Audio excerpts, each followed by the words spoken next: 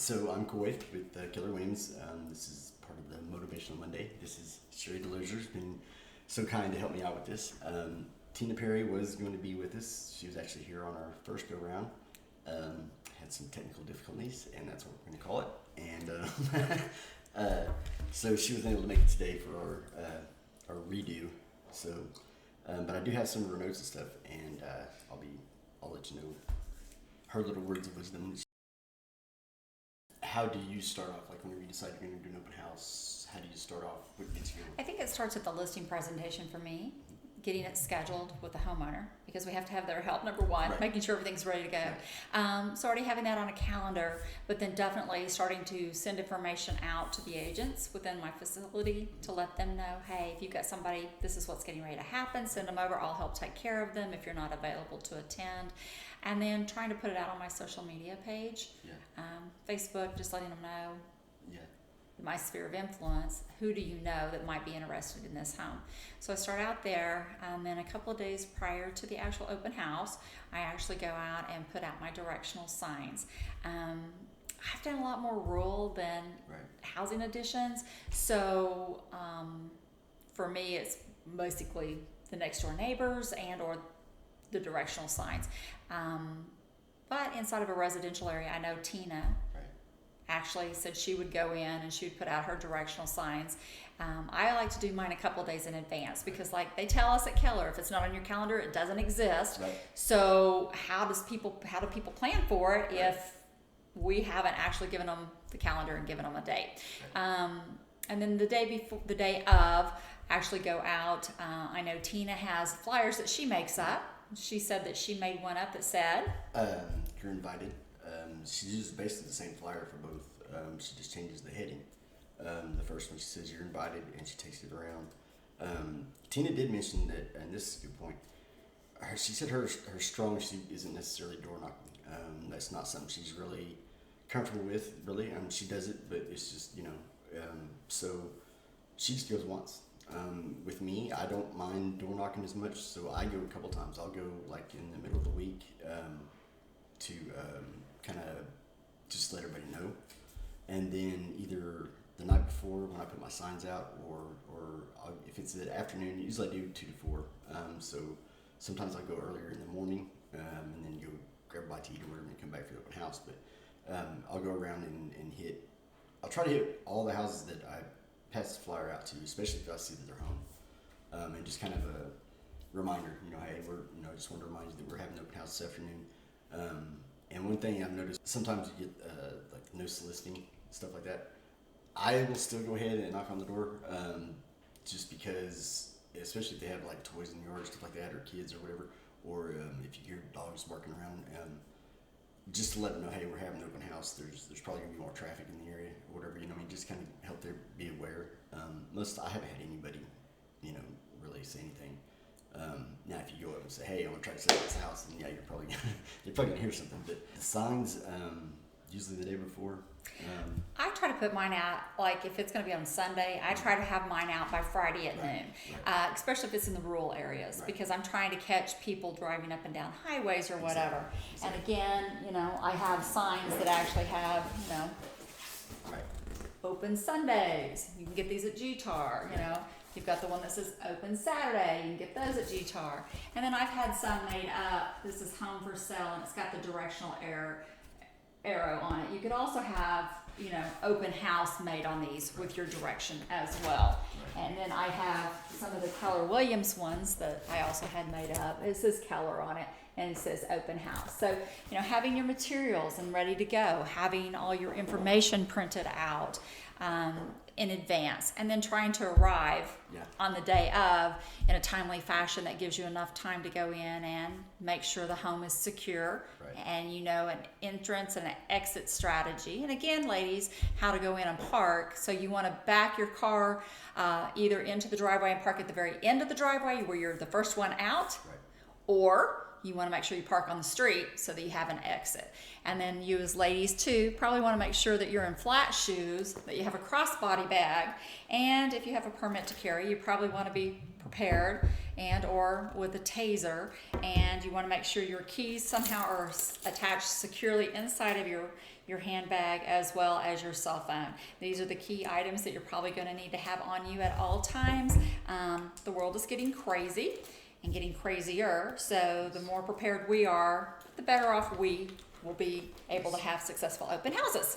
Yes, and that was another thing. Whenever you're doing your door knocking, especially the neighbors on each side, talk to a couple different people, because I mean, you never know. You might 10 minutes into your open house, the guy that you talk to, his kid might spill Dr. Pepper all over him, and he might be in the shower. You know what I mean, when something happens. So you always need to have a backup plan and a backup plan and a backup plan. And that was the other thing that we had talked about earlier. It happens to everybody. Like, you're running late. Always make sure you go through and you do your safety checks of the house. I guess, find have your plan ready. Even if it takes a little bit extra time and somebody has to wait a few minutes, that's more important. And like I said before, one of the things everybody always says, first thing you do is go and lock the back door. Yes, but if it's got a 8-foot privacy fence with a master lock on the gate and you're trapped inside the backyard, it's really not going to do you much good. So always make sure that follow through. Don't just assume, I've got the back door open, I can get out of here. Find out how to get out of there. And so know your surroundings, yes, is basically what I'm hearing you say. Yeah. Tina had a really good point. A lot of times starting out, you don't necessarily have the money for all the directional signs, and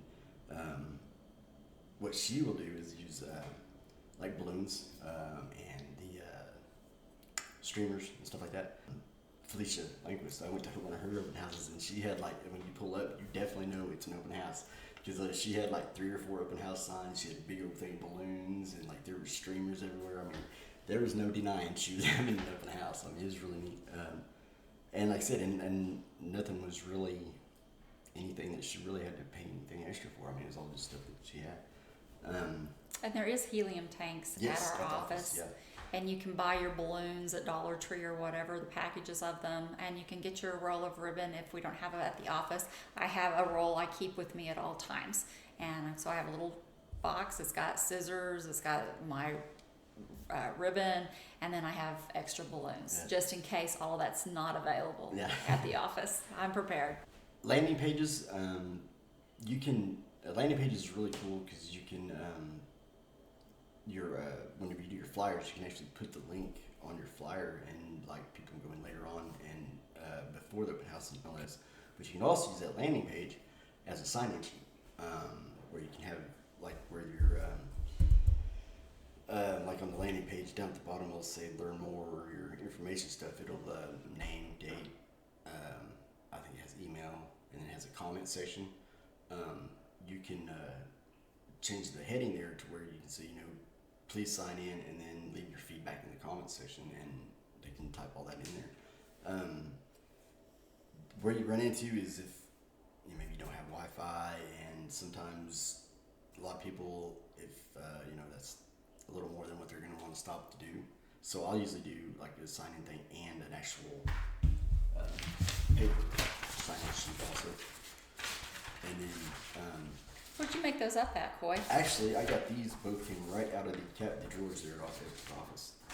And we also have feedback also. And there's different designs, all kinds of different ones there. And if you talk to, this is another good point that Tina had, if you talk to your vendors, your closing companies and stuff like that, they'll have some of these also, and with their branding on them and stuff. But you can put those out.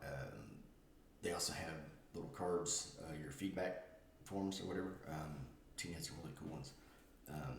They're just little fill-out cards. You walk around and say what you think about the house as you're looking at it.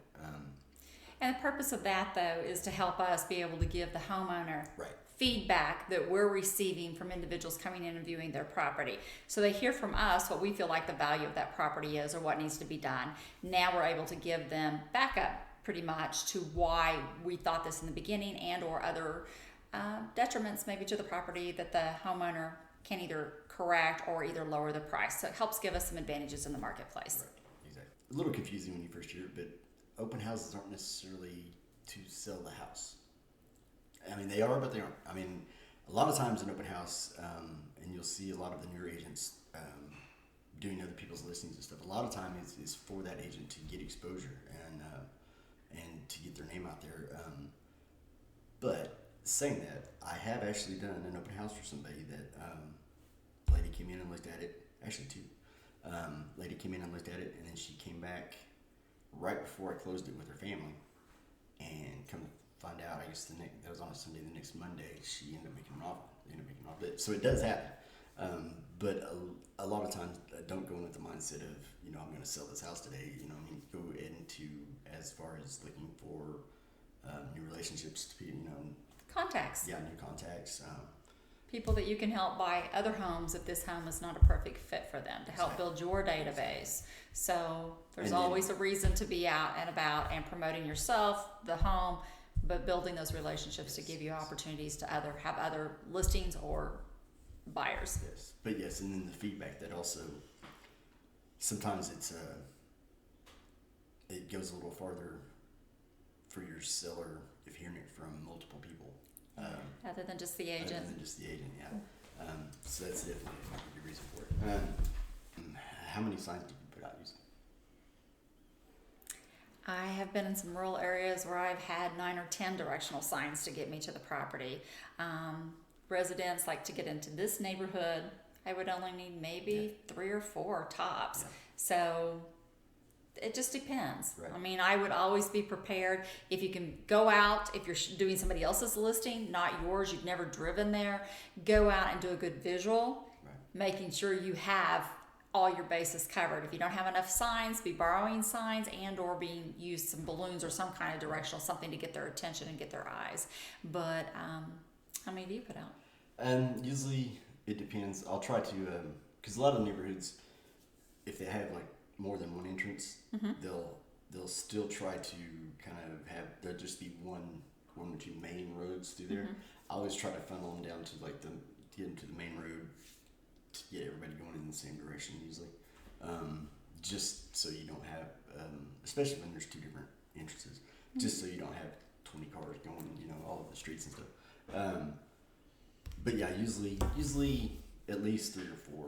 It just depends on how far back in the neighborhood. They say if you have to take more than 4 turns to get to the house, you're probably not going to have a very good turnout on your open house.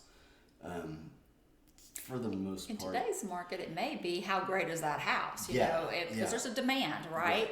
Yeah, I think you're right there. I mean, because I had a couple of that. They were back in the way back in, and I was thinking, well, I'm not going to get any, and you end up getting quite a few. And a lot of also I think goes with your advertising of it too. If you really push it, a lot of people will come just to a basic open house. Don't get me wrong, you don't have to do anything really fancy or anything. But if you do have some kind of little something extra that you're doing or whatever, if you promote that more, that usually will bring a little more people because they might necessarily be coming to see, not necessarily the open house, but see what this little special thing is or whatever, and then they stay for the open house. So, yeah, and like I said, the biggest thing is just getting information from people, finding new people to help. And I always knock on the door when I put a sign in. So you're talking about coming into the neighborhood. Coming in the neighborhoods, yeah. When I'm doing my directionals, if I put a sign in on any corner or whatever, I always knock on the door. If they're not home, I'll take one of my flyers and just write out a note on the back, saying, hey, I stopped to ask, but hope you don't mind. I put my sign out there. If it is a problem, get a hold of me and I'll come back and move it. I've never had anybody call me to come move the sign. And most of the time, because especially if they weren't there to begin with, when I go pick up the sign, I'll knock again and thank them, if they are home.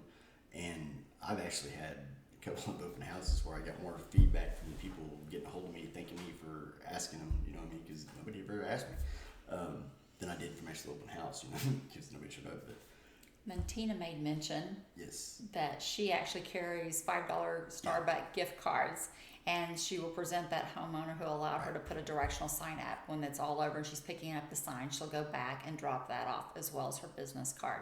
So another way of making contact. Right. I'm just not a coffee connoisseur, so I've never done that. It's just me.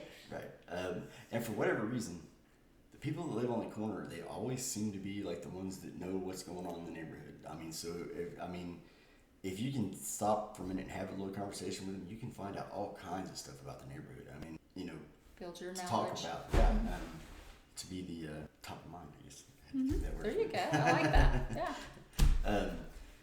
And then, like I said, and then whenever I'm done, I go pick up the signs, I'll knock again and thank them again, even if I talk to them the first time. But How long do you do your open houses? I usually just do 2 to 4. I've done Saturday and Sunday, Saturday or Sunday,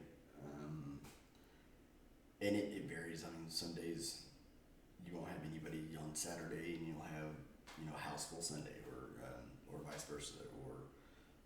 But there's also been times where I've twiddle my thumbs for 2 hours on Saturday and Sunday. So, which is a great opportunity to get caught up just building your database, updating information, working on contracts if you don't have somebody in front of you. Yeah. And the thing about it is, I mean, there's a certain, steps or whatever to do an open house and to do it right. But as far as what has to be done, there's really not. I mean, you can make it your own. Just whatever works for you, whatever feels comfortable. Like I said, Tina doesn't necessarily, her strong point isn't door knocking, so she only door knocks once. Maybe she does a lot of other things to promote, like social media and stuff like that. So just find out where you're comfortable at. Flyers. Your corner stores, convenience stores, and stuff like that, they usually have a bulletin board or a thing. I always try to find a couple right around there and stick them up there. That I might actually do, like, as soon as I figure out I'm gonna have an open house, I get my flyer done. That might be the first thing I do, is go to like someplace like that, around outside of the area, and start there. Always watch your back. Bad things happen, but for the most part, like I said, if you just pay attention and everything, you'll be fine. Chris is gonna be doing a open house thing also, where he's gonna go into more of the technical side, like landing pages, flyers, stuff like that. He'll be doing that coming up. Because remember, Keller is a technology company, so we need to be the forefront. We all need to be jumping on board and learning how to do that. And I am speaking from, I got licensed back in 1990 and worked in corporate America for a while. So I turned my paper ad into somebody who got it into the newspaper, or so the social aspect of it is something I'm having to embrace and endure until I actually accomplish this. So I appreciate all the younger agents in the office who can just jump in there and just make it happen, right?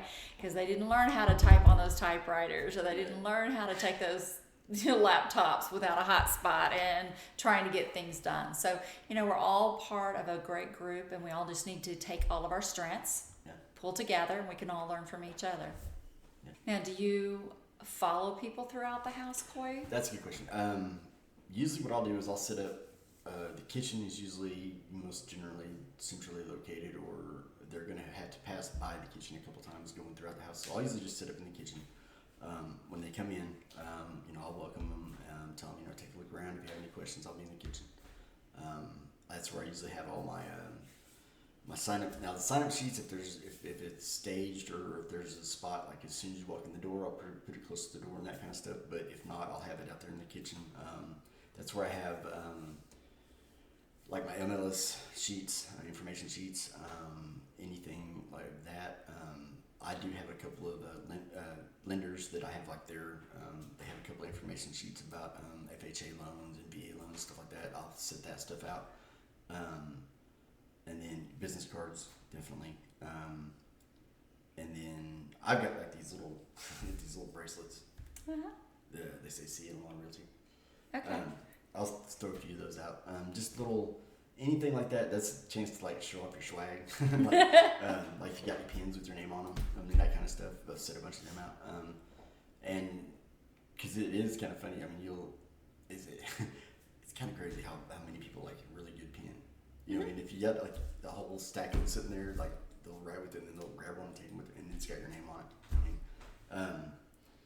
But yeah, I'll set up in the kitchen, and then as they come through, and depending on how big the house is, if I know that there's probably just going to go to one side, and then they'll be coming back to the other side, and there's probably just going to have one chance, I might kind of follow along with them after they come through and kind of follow a few other questions. But I try to not like just follow them around the house because that gets annoying. Number one for me, and for them too, because people like kind of talk and not necessarily be heard what they're saying about the walls or whatever. So yeah, I always let them basically come to me, and then after they get through, as they're trying to leave, I mean, I'll try to hold them up a little bit, maybe ask a few questions then, but I don't sit there and no, wait. Well, I know for me personally, when I go through looking at a home, I'm imagining my furniture. Right. If it's coming with me, do I have enough wall space?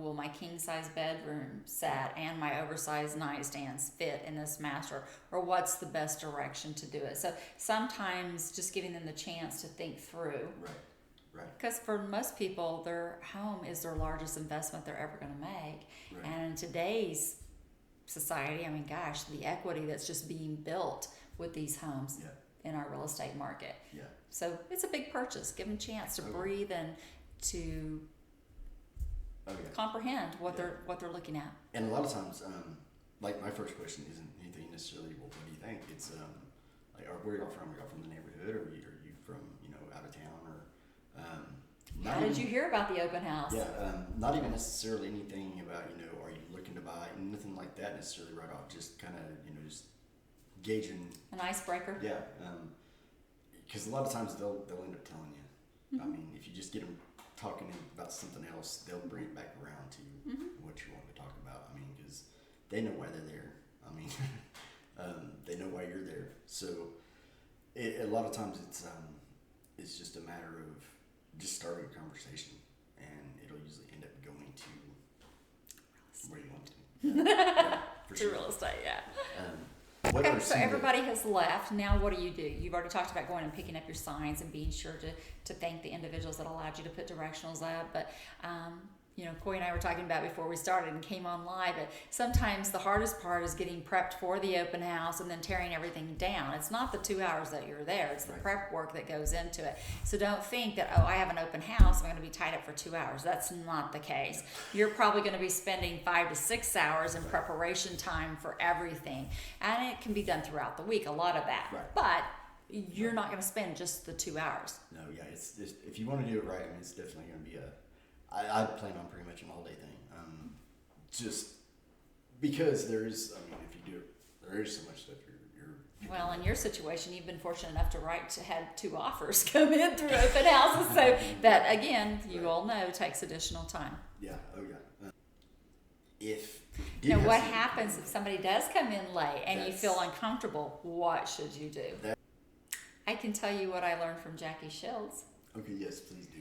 Jackie said if somebody comes in very, very late and you're there by yourself and you feel uncomfortable, say, I'm sorry, I've got another appointment I've got to get to. Here's my business card. You can give me a call. I'll take your name and number and I'll follow up with you tomorrow when I can have some availability to help get you back through the house. But I'm sorry, I've got to go. Right. Ladies, on your directionals and stuff like that, don't go upstairs. No, that was another thing. Or don't be the one leading them upstairs. Yes. You can follow and stay back, keeping a safe distance, allowing yourself to have access to the stairway or to get back out of the house. Right. But sometimes, guys, too, I mean, I've heard this happen where you go upstairs to show, they've got somebody else who's coming in and hiding out in the garage or doing something else. So just keep your alert system going. If you feel unsafe, pick up that phone, call 911, call somebody, let them know where you're at. You can also get on your cell phone, and there's an SOS. If I can pull it back up. And by pushing the top button on the left-hand side of your iPhone, if it's looking at you, and the button on the side, you'll see this come up. And you can see that there's an SOS. I'm turning that wrong. And so you can push that SOS button down here at the bottom. And if you have contacts that are your emergency contacts, it immediately will contact them and give them your immediate location as well. So always have some kind of way to protect yourself. And then Tina was mentioning there's an app, and I apologize, I didn't write it down, that can be on your phone as well. And also Central Key, they have an agent thing like that. It's so they have you put in your emergency contact, and if you go into a house or whatever, and if you don't hit it, it'll send out an email to or a text message to whoever your emergency contacts are. Because and you can actually turn that on without realizing it. Because I did that one time, and I went in and was getting everything set up and everything, and all of a sudden my phone just started ringing and ringing and ringing. And I went over and it was Jessica, and I answered, I was like, "What's the matter?" She's like, "Are you okay?" I'm like, "Yeah." She's like, "I got this emergency thing, 911 thing on my email, or from a thing that you were at a open house or whatever." And I was like, "Well, we know it works." Yeah, So, it does. yeah. Just knowing how to use the equipment that we have. Yes. Whether it's our social media, whether it's our protective devices, whether it's our emergency cell phone contacts, and we might have to practice with one another for a while till we get it down well. For sure. I think that's about it. I say that there's always probably 100 other different things that we didn't even touch on that you could do. And there's always classes going on. Chris is going to have a couple of classes coming up for the tech side. And then he's also doing a really cool, just basic question and answers. Just What problems are you having? Yeah. Let's talk. Yeah, that's I pretty like much that. what he's doing. Yeah, and that'll be coming up this week coming up. I Okay. think, so. Well, thank you very much. I definitely got some editing to do. You're so welcome. I'm glad it's you and not me. So I hope everybody got some out of this, and